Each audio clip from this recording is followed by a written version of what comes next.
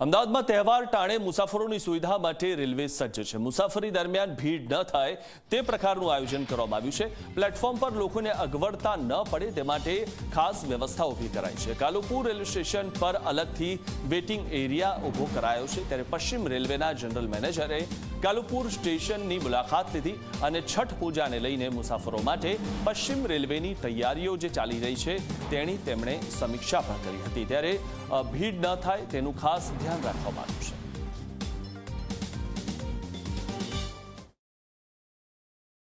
आवागमन किया है। दीपावली का पर्व बहुत ही संरक्षित तरीके से हम लोगों ने सभी यात्रियों के गंतव्य तक पहुंचाने में सफलता हासिल की है और अभी छठ का महापर्व जो अभी 2 दिन के बाद मनाया जाने वाला है, उसके लिए जो भी यहाँ पे इंतजाम किए गए हैं उनकी मैंने समीक्षा की। स्पेशल ट्रेन्स यहाँ से चलाई गई हैं, जैसे आपको मालूम है। साथ में होल्डिंग एरिया बनाए, हम लोग यहाँ खड़े हैं, ये यात्री होल्डिंग एरिया है।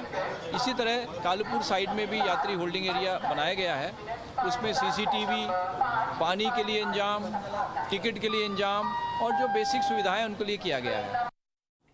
आगामी समय में छठ पूजाનું આયોજન કરવામાં આવ્યું છે અને તેને લઈને અત્યારે ઘણા બધા લોકો કે જેઓ નોકરી રોજગાર માટે એક શહેરથી બીજા શહેર તરફ આવ્યા હોય અને પરત જ્યારે પોતાના તહેવારની ઉજવણી કરવા માટે પરત વતન ફરવાના હોય તો તેમની માટે રેલવે દ્વારા એક વિશેષ આયોજન કરવામાં આવ્યું છે। અત્યારે હાલ આપ જે ડોમ જોઈ રહ્યા છો એ ડોમ વિશેષ એની માટે આયોજન કરવામાં આવ્યું છે કે મુસાફરોની ભીડ જો એકાએક વધી જાય તો તે લોકોને કોઈ અગવડતા ન પડે અને છાયડામાં તેઓ લાઇનમાં ઊભા રહે તે માટેની વ્યવસ્થા અહીં કરવામાં આવી છે। આ સાથે જુદી જુદી વ્યવસ્થા એ પણ કરવામાં આવી છે કે જો અચાનક ભીડ વધી જાય તો એનું ક્રાઉડ મેનેજમેન્ટ કઈ રીતે થશે, સીસીટીવીથી સજ્જ વ્યવસ્થા કઈ રીતે હશે, તો આ તમામ વ્યવસ્થાઓનું નિરીક્ષણ આજે કરવામાં આવ્યું। એની માટે વેસ્ટર્ન રેલવેના જે જનરલ મેનેજર છે તેમણે અમદાવાદ રેલવે સ્ટેશનની મુલાકાત પણ લીધી અને સાથે જ આગામી સમયમાં જે પણ મુસાફરો પોતાના વતન પરત ફરવાના હોય, તહેવારની ઉજવણી માટે જવાના હોય તો એમને કોઈ પણ અગવડતા ન પડે તે માટેની વ્યવસ્થાનું આયોજન કરવામાં આવ્યું છે।